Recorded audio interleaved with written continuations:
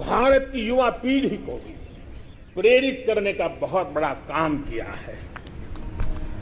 मेरे प्यारे देशवासियों, हम आजादी का जश्न मनाते हैं, लेकिन बंटवारे का दर्द आज भी हिंदुस्तान के सीने को छलनी करता है। ये पिछली शताब्दी की सबसे बड़ी त्रासदी में से एक थी।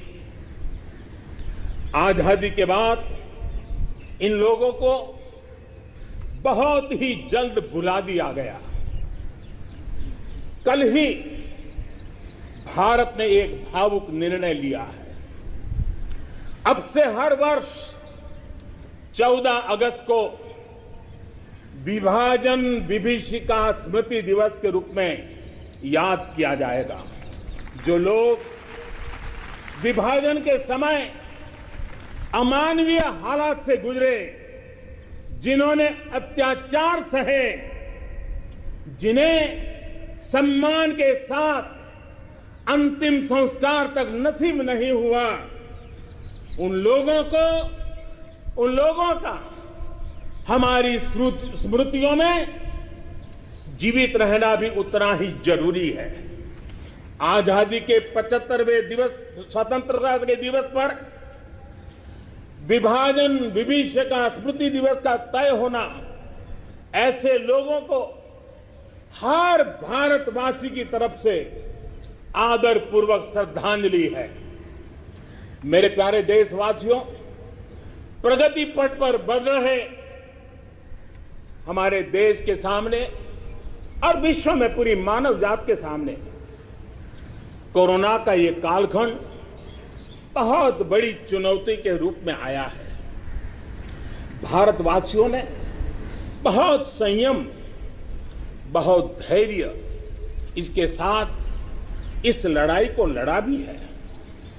इस लड़ाई में हमारे सामने अनेक चुनौतियां थी, लेकिन हर क्षेत्र में हम देशवासियों ने असाधारण गति से काम किया है।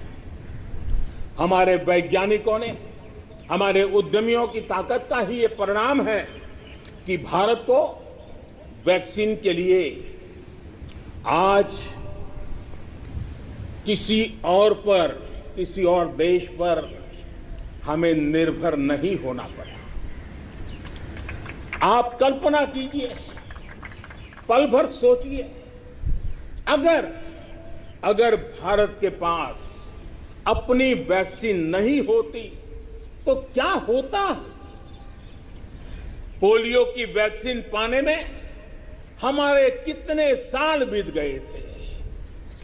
इतने बड़े संकट में जब पूरी दुनिया में महामारी हो, तब हमें वैक्सीन कैसे मिलता। लेकिन भारत को शायद मिलता कि नहीं मिलता और कब मिलता, लेकिन आज गौरव से कह सकते हैं कि दुनिया का सबसे बड़ा वैक्सीनेशन प्रोग्राम हमारे देश में चल रहा है।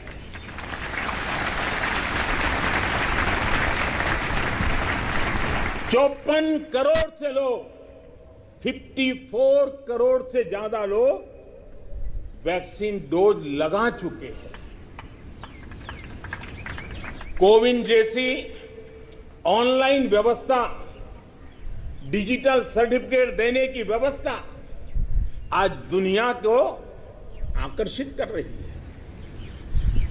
महामारी के समय